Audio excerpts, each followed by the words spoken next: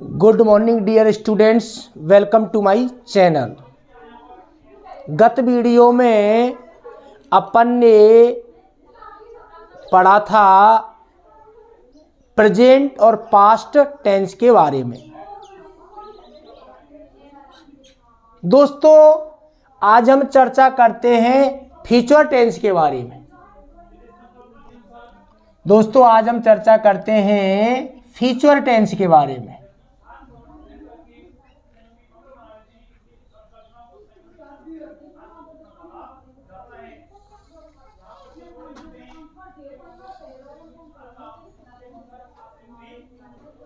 दोस्तों, आपको विदित है जिस प्रकार प्रेजेंट टेंस के 4 पार्ट होते हैं और पास्ट टेंस के 4 पार्ट होते हैं, उसी प्रकार ठीक उसी प्रकार फ्यूचर टेंस के भी 4 पार्ट होते हैं। Number 1,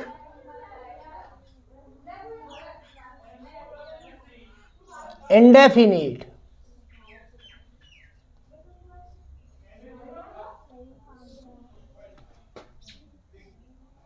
number 2, continuous.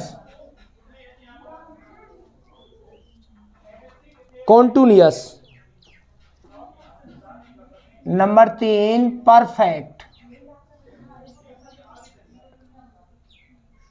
और नंबर 4, परफेक्ट कॉन्टिन्यूअस।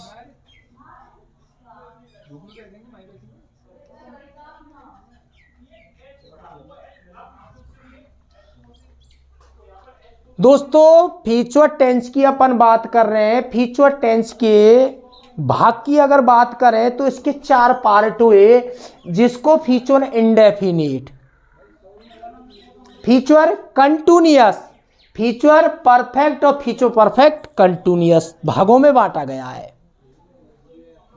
प्रिय विद्यार्थियों, प्रेजेंट और पास्ट की पहचान, हेल्पिंग वर्ब, मेन वर्ब, एक वचनकर्ता के साथ, बहुवचनकर्ता के साथ कौन सी चीज यूज होती है, इसके बारे में गत वीडियो में अपन ने पढ़ा।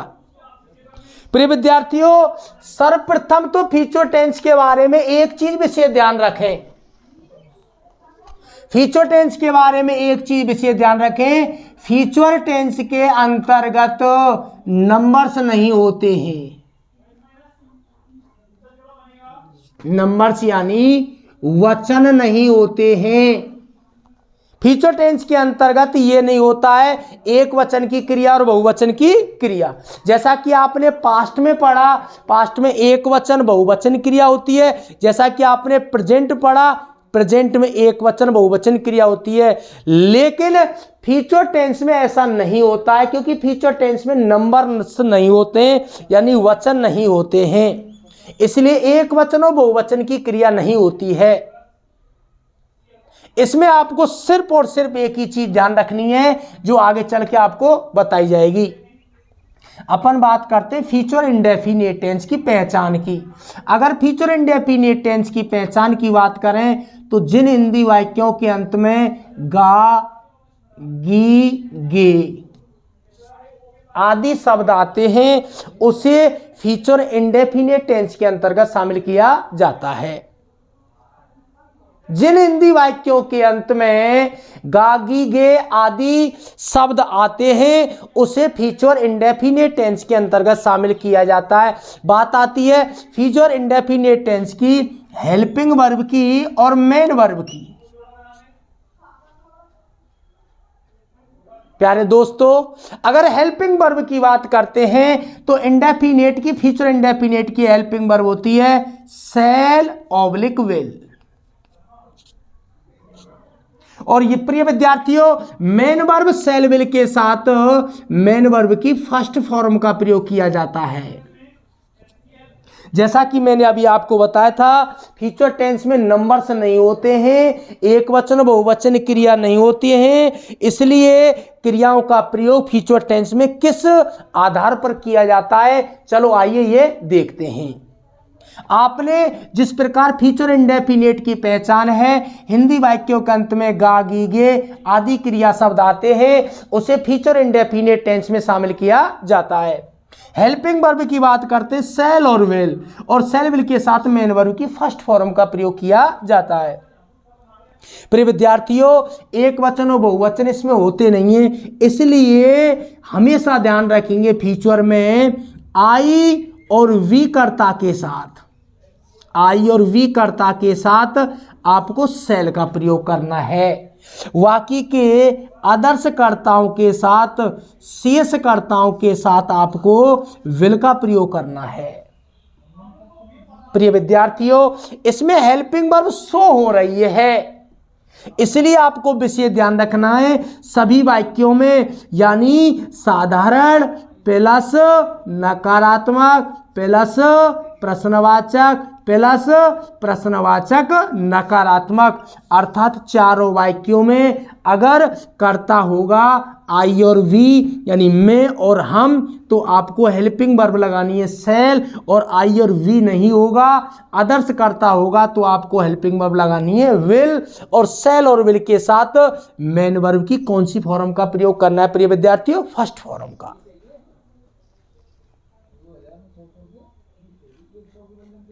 अब नंबर आता है प्रिय विद्यार्थियों फ्यूचर कॉन्टिन्यूअस।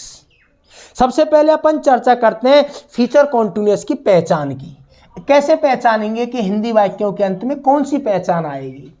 प्रिय विद्यार्थियों, जिन हिंदी वाक्यों के अंत में रहा होगा, रही होगी, रहे होंगे आदि शब्द आएंगे, उसे अपन फ्यूचर कॉन्टिन्यूअस में शामिल करेंगे। प्रिय विद्यार्थियों, फ्यूचर कॉन्टिन्यूअस की अपन चर्चा कर रहे हैं। फ्यूचर कॉन्टिन्यूअस जिन हिंदी वाक्यों के अंत में रहा होगा, रही होगी, रहे होंगे आदि क्रिया शब्द आएंगे, उन वाक्यों को फ्यूचर कॉन्टिन्यूअस के अंतर्गत शामिल किया जाएगा। चलो आगे चर्चा करते हैं हेल्पिंग वर्ब की और मेन वर्ब की। प्रिय विद्यार्थियों, हेल्पिंग वर्ब की चर्चा करते हैं तो हेल्पिंग वर्ब है शैल ऑब्लिक विल प्लस में बी। मेन वर्ब की चर्चा करते हैं तो मेन वर्ब आती है बिफोर, अर्थात B1 प्लस ING। प्रिय विद्यार्थियों, जिस प्रकार पहचान है रहा होगा, रही होगी, रहे होंगे, उसी प्रकार हेल्पिंग वर्ब है शैल ऑब्लिक विल प्लस में बी, यानी शैल बी और विल बी। मेन वर्ब की बात करते हैं बिफोर यानी फर्स्ट फॉर्म प्लस ING।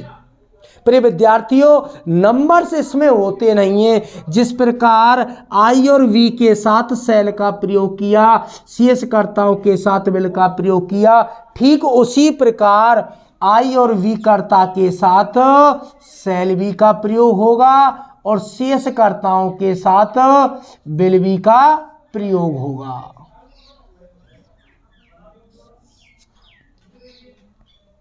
जिस प्रकार साधारण, नकारात्मक, प्रश्नवाचक, प्रश्नवाचक, नकारात्मक चारों वाक्यों में शैल विल का प्रयोग होता है, ठीक उसी प्रकार फ्यूचर कंटिन्यूअस में असर्टिव यानी साधारण प्लस नेगेटिव यानी नकारात्मक प्लस इंटरोगेटिव यानी प्रश्नवाचक प्लस इंटरोगेटिव प्लस नेगेटिव यानी प्रश्नवाचक नकारात्मक चारों वाक्यों में शैल बी और विल बी का प्रयोग किया जाएगा। कहाँ प्रयोग होगा? सभी वाक्यों में आई और वी कर्ता के साथ शैल बी और शेष कर्ताओं के साथ विल बी का प्रयोग किया जाएगा। और प्रिय विद्यार्थियों, शैल बी और विल बी के साथ मेन वर्ब की कौन सी फॉर्म प्रयोग की जाएगी? बिफोर, अर्थात B1 प्लस ING। जैसा कि आपको पूर्व में बतला दिया गया है, फर्स्ट फॉर्म में जब अपन ING जोड़ते हैं तो वह बिफोर कहलाती है।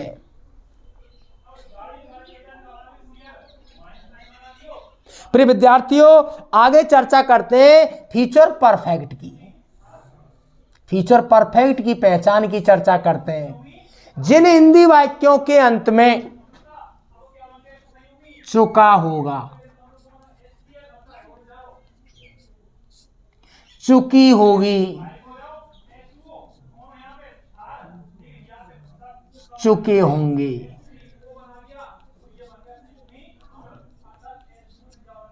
आदि शब्द आएंगे। प्रिय विद्यार्थियों, फ्यूचर परफेक्ट, परफेक्ट यानी पूर्ण। जिन हिंदी वाक्यों के अंत में चौका होगा, चुकी होगी, चुके होंगे, उन वाक्यों को फ्यूचर परफेक्ट के अंतर्गत शामिल किया जाएगा। दोस्तों, बात करते हैं हेल्पिंग वर्ब और मेन वर्ब की। हेल्पिंग वर्ब और मेन वर्ब की जब अपन बात करते हैं तो हेल्पिंग वर्ब है सेल ऑब्लिक विल प्लस में हैव।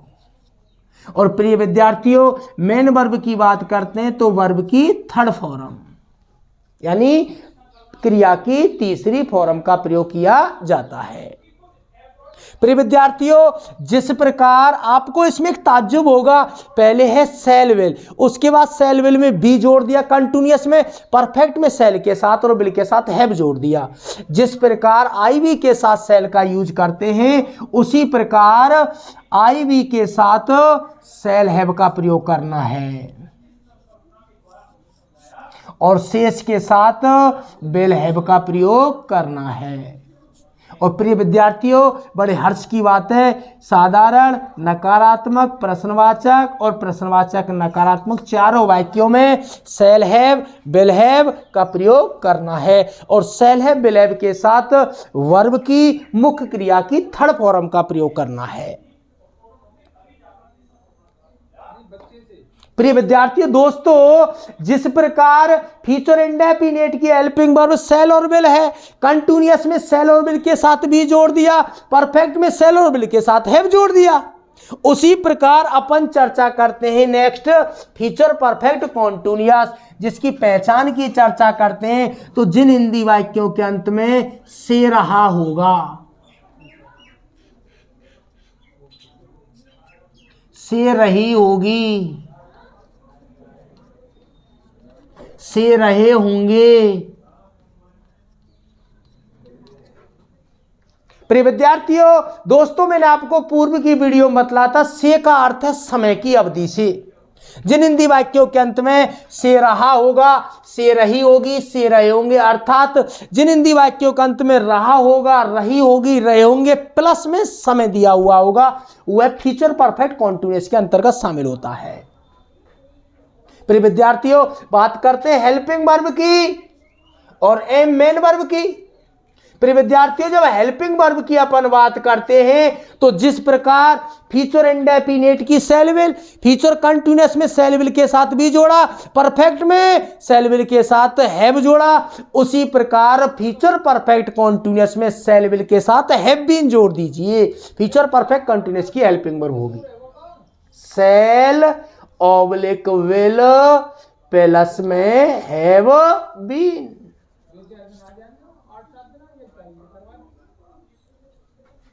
प्यारे दोस्तों, जिस प्रकार आईवी के साथ सेल वाला क्लोज लगता है, अन्य के साथ विल वाला, उसी प्रकार फ्यूचर इंडेफिनिट हो, चाहे फ्यूचर कंटिन्यूअस हो, चाहे फ्यूचर परफेक्ट हो, चाहे फ्यूचर परफेक्ट कंटिन्यूअस हो, सभी चारों भागों में आईवी के साथ सेल वाला क्लोज लगेगा, अदर्स के साथ विल वाला क्लोज। आईवी के साथ इसमें सेल है, अन्य के साथ विल है, इसमें आईवी के साथ सेल भी है, अन्य के साथ विल भी है, आईवी के साथ इसमें सेल हैव है, अन्य के साथ विल हैव है। ठीक उसी प्रकार आईवी के साथ सेल हैव बीन और अदर्स के साथ विल हैव बीन का प्रयोग किया जाएगा।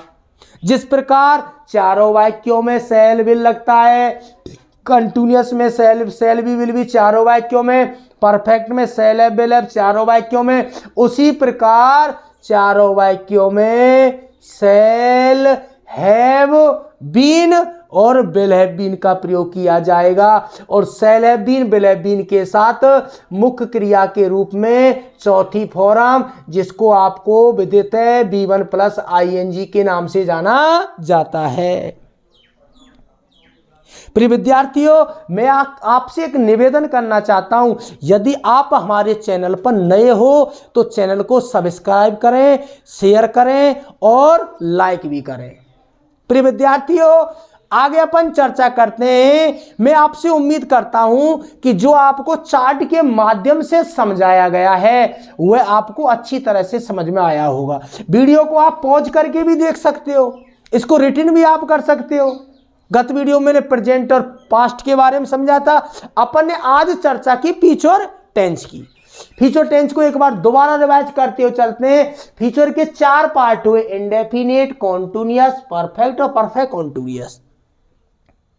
दोस्तों फ्यूचर इंडेफिनिट की पहचान हुई गागीगे। यदि किसी हिंदी वाक्य के अंत में गागीगे शब्द आता है तो उसको फ्यूचर इंडेफिनिट में शामिल करो।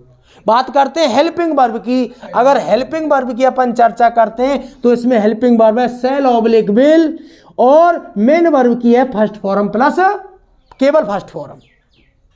प्यारे दोस्तों, इसमें जैसा कि आपको पूर्व बतलाया है, प्रेजेंट और पास्ट की तरह नंबर्स नहीं होते, इसलिए इसमें आपको हेल्पिंग वर्ब का प्रयोग आई और वी कर्ता के साथ शैल वाला क्लॉज यूज करना है, शेष कर्ताओं के साथ विल वाला क्लॉज यूज करना है।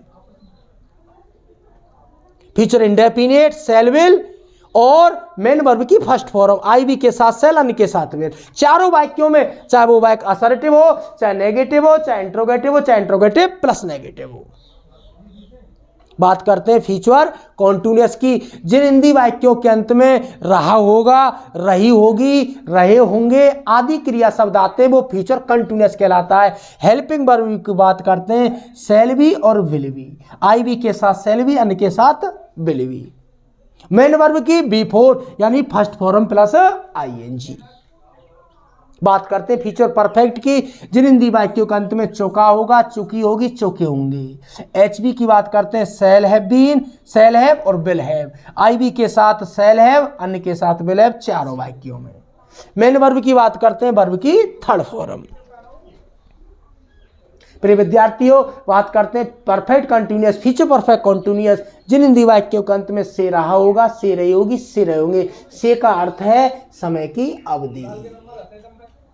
हेल्पिंग वर्ब है shall have been, will have been, I we के साथ शैल हैव बीन, अन्य के साथ will have been. Main verb की बिफोर यानी बी1 प्लस आईएनजी। प्रिय विद्यार्थियों, फ्यूचर परफेक्ट कंटिन्यूअस जिसमें अवधि आती है समय की अवधि को फोर और सिंस से अभिव्यक्त किया जाता है। अनिश्चित समय के लिए फोर और निश्चित समय के लिए सिंस का प्रयोग करते हैं। इन बातों का अध्ययन आगे नेक्स्ट वीडियो में वाक्यों की शुरुआत से अपन करेंगे। थैंक्स।